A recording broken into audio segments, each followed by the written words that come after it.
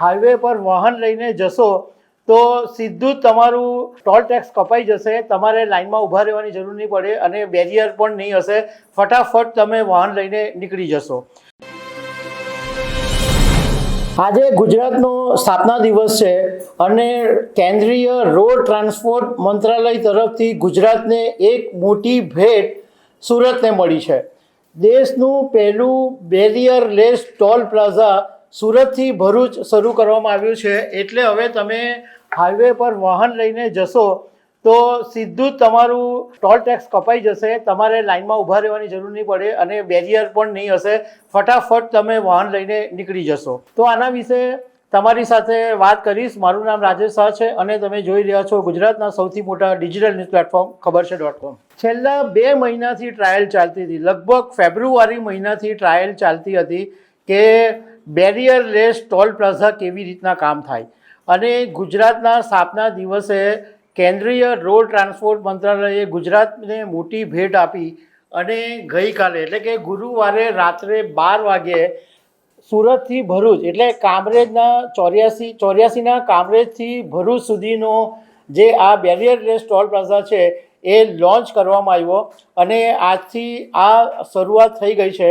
એટલે તમે અત્યારે સુરતથી ભરૂચ જાઓ તો તમારે ટોલ પ્લાઝામાં લાઇનમાં ઊભા રહેવાની જરૂર નહીં પડે, સીધું જ તમારું વાહન ટોલ પ્લાઝા નીચેથી પસાર થાય એટલે તમારો જે ટોલ ટેક્સ છે એ કપાઈ જશે।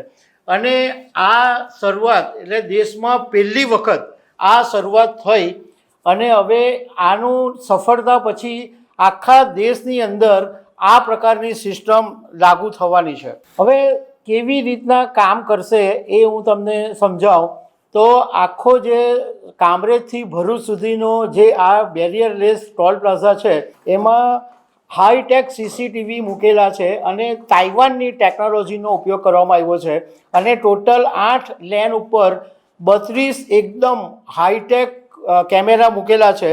એટલે તમારું જ્યારે વાહન પસાર થશે ત્યારે ફાસ્ટેગ અને તમારું જે નંબર પ્લેટ છે એને રીડ કરી લેશે, આગળ પાછળની બંને નંબર પ્લેટો આ જે હાઈટેક સિસ્ટમ છે એ રીડ કરી લેશે અને ફટાફટ તમારા ખાતામાંથી પૈસા કપાઈ જશે। અને ટોલ પ્લાઝા પર તમે જ્યારે જાઓ છો તો પેલું બેરિયર હોય છે અને બેરિયર નીકળે પછી તમારે જવાનું થાય, એમાં સમય જાય એટલે લાંબી લાઈનો લાગી જાય। હવે આવું નહીં થાય, સીધું તમારું વાહન ચાલુ જ હશે અને એમાંથી તમારા સીધા જ પૈસા કપાઈ જશે એટલે તમારે ઊભા રહેવાની જરૂર નહીં અને તમારે સડસડા ત્યાંથી તમે પસાર થઈ જશો। આના માટે automatic number plate recognition ANPR ટેકનોલોજીનો ઉપયોગ કરવામાં આવ્યો છે અને તમારું વાહન ટોલ પ્લાઝાથી 20 મીટર દૂર હશે ત્યારે ફાસ્ટેગ સ્કેન થઈ જશે અને હાઈટેક કેમેરા આગળ પાછળની નંબર પ્લેટ રીડ કરી અને તમારા પૈસા છે એ કપાઈ જશે। આ ઉપરાંત જે આ હાઈટેક કેમેરા મૂકવામાં આવ્યા છે એમાં જો તમે હાઈવે પર ટ્રાફિક નિયમનું ઉલ્લંઘન કરતા પકડાશો તો તાત્કાલિક ચલણ જનરેટ થઈ જશે અને તમારા ખાતામાંથી પૈસા કપાઈ જશે।